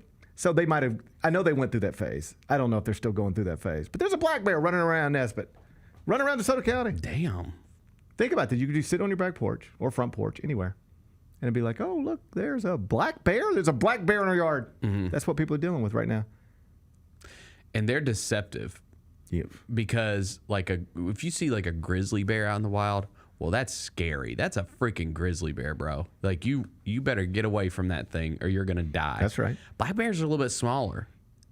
They're not as intimidating looking, but they'll get you. They'll get you Oh, just man. the same. They'll get you just the same. I mean, a grizzly bear will probably rip you in half, but Yeah. a black bear will get you pretty good too. But they look all cute and cuddly. They ain't No. cuddly. They're not That thing's cuddly. dangerous. That thing will rip your head off Yes. of your shoulders. Yes. Take your head off. This black bear been running around for a week. Why can't we catch him? I was about to say, come on, man. This seems like right up y'all's alley. Down in New Orleans, they got 11 dudes break out of jail. Uh-huh. They catch them all. Yeah. One black bear just running around DeSoto County. We can't catch his dude. And dude, it does feel like that should be up y'all's alley. You could. I feel How is somebody I grew up with not shot this black bear I was yet? about to say, I feel like Bubba down the street can go handle that Why thing. can't- Go why? rally up a couple of your buddies and Look at it. damn, that thing's just running in people's front yards. That's isn't it? like a neighborhood, Bennett. That's a black bear. There's a neighborhood. Why hasn't...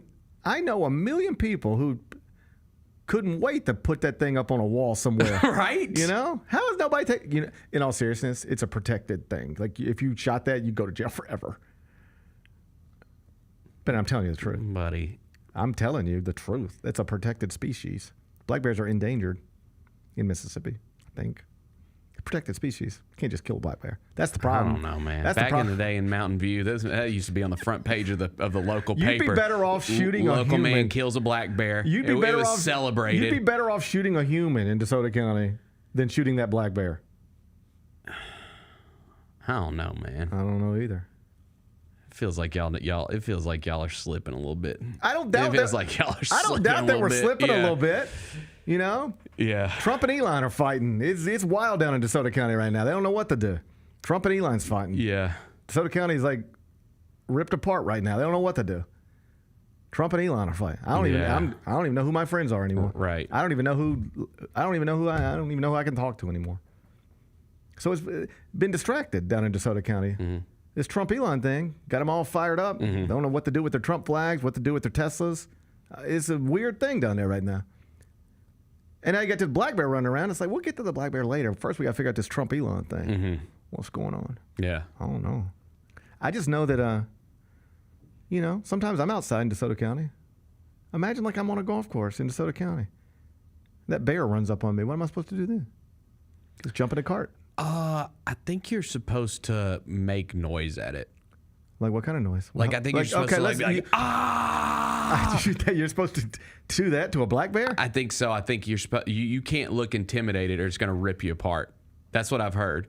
Bennett, we need to know. We can't just be basing all of our strategies on what you heard. Have you ever seen there's like a famous video of a bear that comes this guy's like at a creek and a bear comes running up at him and he's like, get out of here. I have seen that video. And the bear kind of steers. It looks like the bear's about to just jump on him and rip him apart. And he starts yelling at it really loud. And the bear kind of like, but if you like kind of cower and start running, that bear is on your ass. You're dead. You have to yell at the bear. You can't show your intent. It's like, you know what it's like? I had this experience yesterday at the Botanic Garden. They got those geese walking around every year, and those geese are a little aggressive. You just go to the Botanic Garden on a Sunday? Yeah, we're members of the garden. Yeah, it's a nice Sunday stroll. What do you do? What do you do there? I'm not even. I'm genuinely curious. Well, they got the big backyard, which is the huge play area for kids. Okay, so imagine if my wife. Yeah.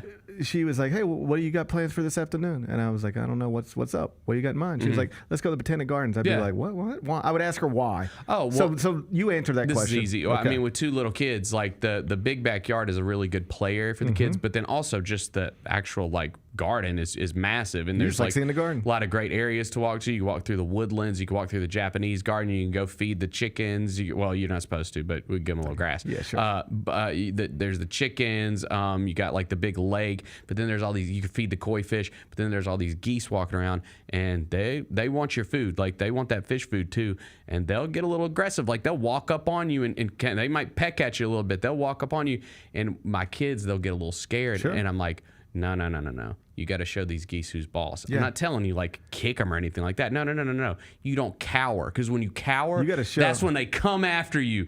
You can't cower. You got to stand your ground and be like, get out of here. Oh, get out of here. Get out of here. That's an evergreen story. It's the same thing with the bear. Same thing with bullies. That bear runs up on you. Same thing with bullies in school. That's it. That bear is just a big bully. A bear is just a big bully, but who is capable of ripping your throat out. When that bear runs up on you, you got to get loud. You got to yell. You got to look big. Yeah. Do I look big? Yeah. And then that bear will just. I can't even run off. Imagine a bear being intimidated by me going like this. Like imagine a bear ran up on me and I went. I know. I'd actually. Yeah, you got to work on that.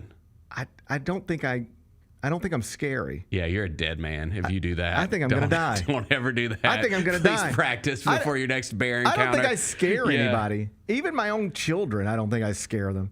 You should see the way my children they don't care about anything I say. They don't care about anything I say. I can't even scare my children, and I'm bigger than them. Yeah. I'm not bigger than a bear. I can't.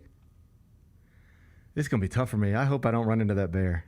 Yeah, I mean, obviously, like what you told me about how you could get in trouble for just shooting the thing if it's in your front yard, that makes a lot of sense, because I was like, dude, that bear would have been dead in an hour. Yeah. if you're allowed to just shoot that, no, you ready for this? Yeah. If you were actually allowed, like if whoever's in charge of DeSoto County stood up and held a press conference and was like, listen, I know we got a lot of hunters in the area. Take your best shot. Oh, I think it's dead in 5 minutes. Oh, they would have strapped in. Like, I mean, you'd have dudes I grew up with like sitting in trees in the middle of a neighborhood, just ready to go. However you do it, we could take that bear out in 5 minutes, no problem. Yes. I think we should just make an exception this one time. Oh, I like to show all the other bears. Yeah. Like, don't come around here. Sometimes you got to show the other bears. I don't think it works like that. Yeah, sometimes you need to show. Sometimes you got to make an example out of a bear, and show all the other bears. That's the other thing. It's not just you're making an example out of this bear. You're showing all the other bears. Man, we better stay in Marshall County. Yeah, because in DeSoto they do not play around. In DeSoto, it is not for games. They ain't playing games in DeSoto. Over in Marshall County, we're still a protected species. But in DeSoto, they popped old Jimmy in June 2025. Yep. The dude who runs DeSoto County told everybody to saddle up. We ride at dawn. And they had old Jimmy. He was just walking around Nesbitt, minding his own business. Once the DeSoto County King opened it up, they took old Jimmy out. Mm-hmm. That was June 2025. Yeah. And that's why we don't go back to DeSoto County no more. Sometimes you got to send a message to a bear. Yeah. It might be time to send a message to a bear. I want to be clear. I'm not in favor of bear killing. No, I hope y'all can just wrangle that thing up. I'm not in favor of hunting. I've never even been hunting. I might be the one Mississippian who has never hunted. Mm-hmm. I've never hunted anything. I never have either. Man, you look like you could. I know, right? Yeah. I don't think I wouldn't. Like if somebody was like, hey, a free hunting trip, you want to come with? Oh, I get offered that stuff all the time. I might do it. Not all the time. I think people stopped asking at some point. But there was a point in my life, people were like, oh, GP, you would like it. You would like it. You should go with us. Go with you where? A hunting trip.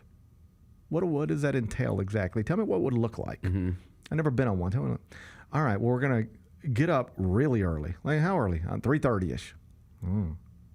I know that's what's the whole. We're going to get up at 3:30. That's what's really tough for me to get around. Keep talking. I'll stop you when you get to something that sounds interesting to me. So we're going to get up at 3:30. We're going to drive. Let's say we'll drive an hour and a half, all right? It's going to be cold. Did I tell you it's going to be cold? So dress warm. Mm-hmm. Then we're going to get there. It's going to still be dark. We're going to walk out into some woods, okay? Now it's cold, dark, and we're in the woods after getting up at 3:30 in the morning to drive 90 minutes to do this. Yep. All right, keep going. Tell me. Surely it'll get better at some point.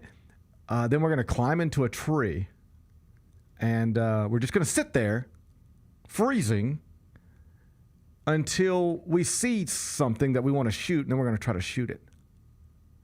Okay, cool. And we're guaranteed to see something? Oh, no. Not necessarily. I mean, probably will, but oh no, you can sit out there all day and never see anything. Okay. So what do we do while we're waiting? Just watch TV or something? What? Just talk to each other? I'll ask you how your kids are doing. You ask me how my kids are doing?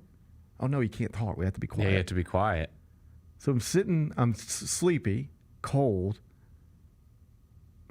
That would be impossible for me. What are we doing? Sitting there having to be quiet. How is this fun? I couldn't do that. How is this fun? And let me be clear. I know it must be fun because millions of people do it. That's right. All right. So I know there must be something to it. I'm just telling you, I can't understand it. I think I would have some hang-ups too. I think it's why I never have. It's just it doesn't sound fun to me. That just ask me to do something else. Ask me to do literally the opposite of that. Hey, GP, we're going to sleep till 3:30 in the afternoon. Get up. We're going to be warm. And we're going to get to do whatever we want to do the rest of the day. That sounds way better. Mm-hmm. That's 100% better. So I just never understood it. I understand that it must be compelling for other people. I'm just saying it's never seemed compelling to me. I don't think it has for me either, yeah. I don't think it has to me either. Well, good luck. So I'm not for hunting, but I wouldn't mind it. I'm not for bear killing, but sometimes you do need to send a message, Bennett. Mm-hmm. And this bear might be deserving of a message. Yeah, quit terrorizing the community. Quit terrorizing the community, Is bear. he even terrorizing the community?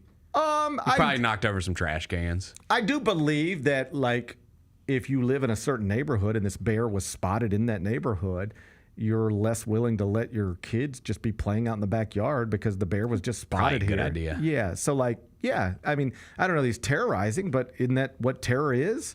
I guess so. When you're scared to do things you otherwise would do, that's a form of terrorism, right? I guess so. All right. All right. Good luck. Good luck, everyone. We got a little terrorist bear down there in DeSoto County. It appears Stay that safe way. out there. Stay safe out there. Yep. And I'm not advising for anybody to take a shot at this bear because that's illegal. All right.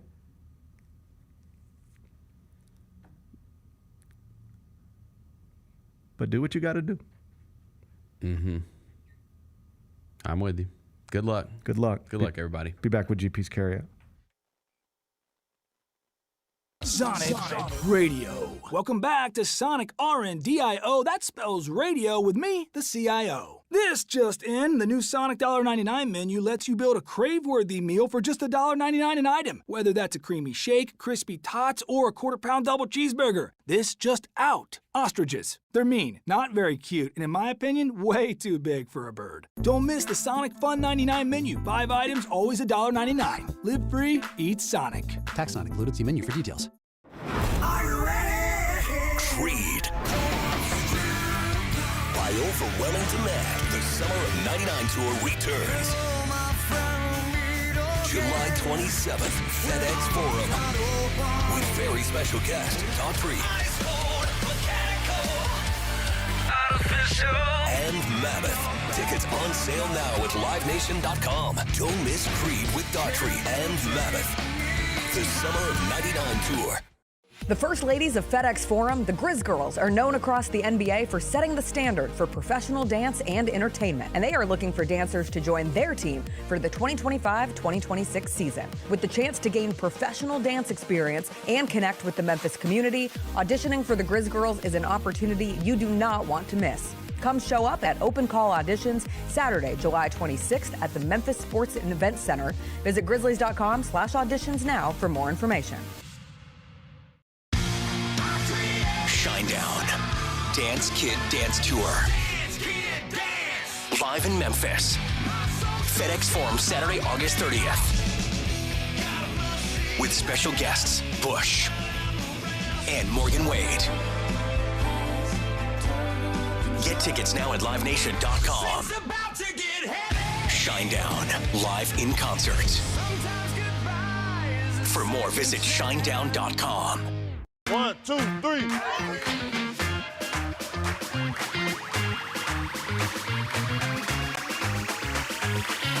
Ready, go.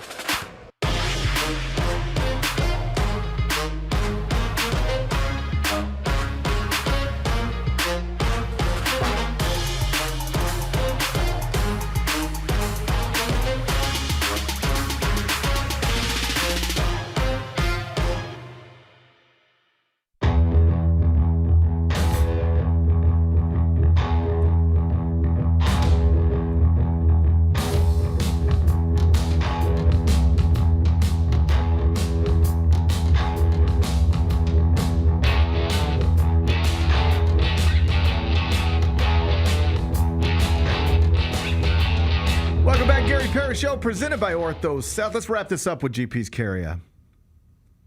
It's time for GP's Carryout. One final segment filled with stuff to take with you.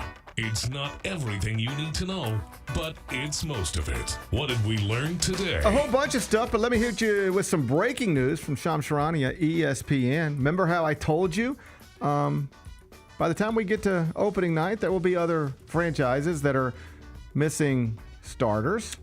Yeah. And we just don't know who they are. And so, yeah, it feels frustrating and disappointing to be dealing with these Zach Edey news in June, but the Grizzlies will not be the only franchise in the NBA on opening night that has a starter in street clothes. And now we got breaking news from Shams about Darius Garland in Cleveland. He is having toe surgery. He underwent it already and is expected to be sidelined for 4 or 5 months. It's June 9th right now. Let's do some math on this. July, August, September, October, November. If it's 5 months, we're talking about middle of November. I don't know if you know, but the NBA season starts late October, regular season. Like the Cavs opening night game this past season was on October 23rd. So if it is legitimately 5 months, Darius Garland will be sidelined to start the season. So we're not the only NBA franchise dealing with rough June injury news. Cleveland also is. Darius Garland, toe surgery, going to be out for a while. What's today's biggest game? College baseball. Let's go. Oh, it's a big one, Bennett. Yes, it is. I'm going to turn it on. I'm going to watch this for real. Okay. I am too. It's the Murray State Racers and the Duke Blue Devils. Series is tied 1-1. The winner will advance to the 2025 College World Series. The loser is done. Bennett, I can give you Duke minus 265 or Murray State plus 205. 6 o'clock first pitch. We're doing it on ESPN.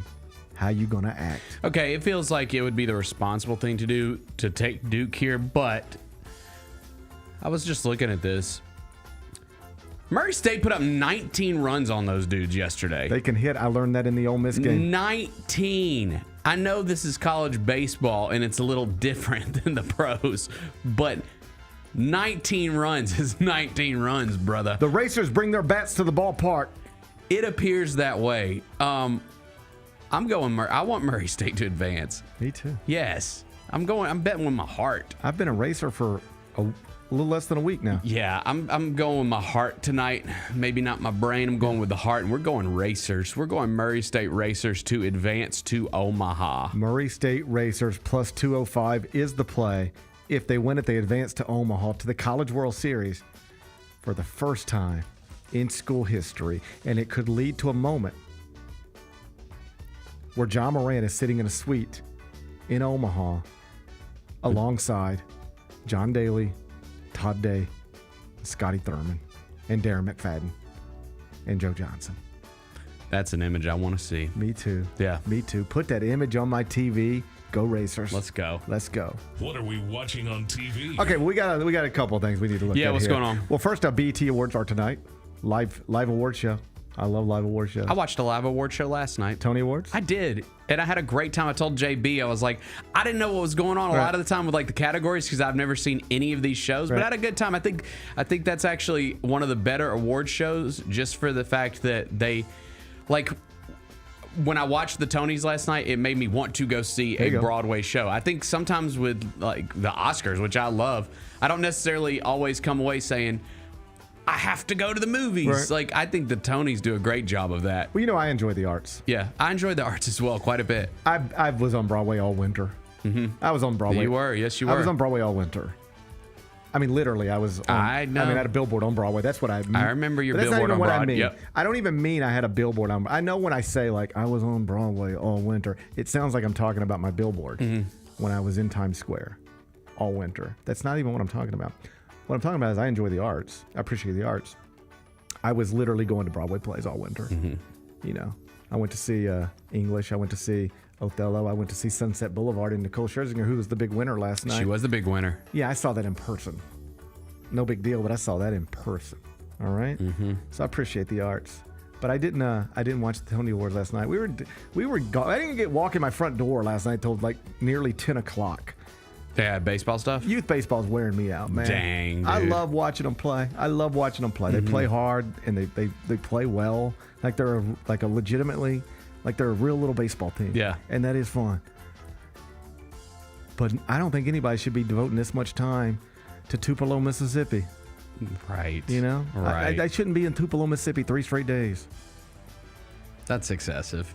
So I missed the Tony Awards last night because of youth baseball. But I'm glad you enjoyed it. I did. Tonight, another live award show, BET Awards. Okay. Guess who's performing? Big Glow. Big Glow. I knew you were going to say that. Big Glow. Big Glow's Shout out. performing. Shout out. Big Glow. Playboy Cardi's performing. Okay. He's got a big album. You know? BET Awards they're a little bit bigger in my youth. I like them all. I like all the but award shows. I'll flip it on. Any award show, I'll at least turn it on. I'll have this on. This will be a screen on tonight in the home, and then of course we got Monday Night Raw after Money in the Bank. Yeah, Seth Rollins is your Money in the Bank winner on the men's side. Naomi on the women's side. I enjoyed it. There was a couple. Saw it making the rounds. There's a couple botches in the men's Money in the Bank match, which. That's fine. I think who was the guy? Andrade. I think Andrade. I was saying this during the broadcast. I was like, I wonder if he got hurt right there, and that's why this thing got all messed up down the stretch. But whatever. As I'm thinking through it, there's another moment where, it was the match with Becky Lynch. Yes. The woman's top, Lyra, her top almost came off. And Becky had to act like she was hurt on the outside the ring, so the ref could literally tie the outfit back together. Yep. That was wild. I had a pretty good time with Money in the Bank. I thought the men's match was good. R-Truth coming back. And did you read the reports on that? Apparently, they really did release him. There's a lot of conflicting stuff about that. Yeah, so here's because some people are like, it's a work, and other people are like, no. And that's what Triple H said. That's what he implied. Uh-huh. but it's a little bit like Aaron Rodgers implying that he had been vaccinated that one time, but he didn't actually say it. Yeah, I gotcha. This felt like that because the reports I was reading this morning were that here's exactly what happened. They were looking at numbers, merchandise sales, every other thing, needle moving stuff. It's like, our truth doesn't matter here anymore, so we got to let you go. And then the locker room was upset because like everybody loves that guy. They love that guy.